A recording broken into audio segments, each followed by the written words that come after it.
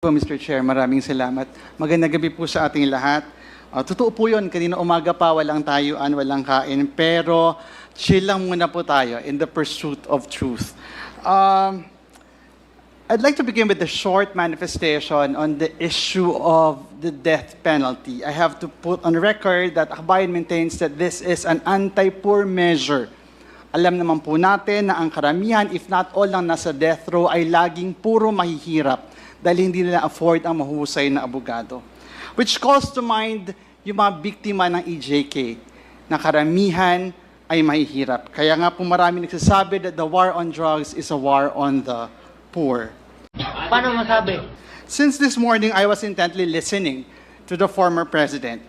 At nung umaga po, during the first interpellation, nabanggit ninyo na kayo mismo ay nagugulat na sa dami ng pinatay at inutusan niyong pumatay, pero wala pang kaso laban sa inyo.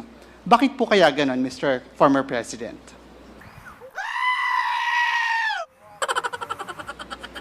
Ewan ko, sir. Ikaw lang makasagot niyan.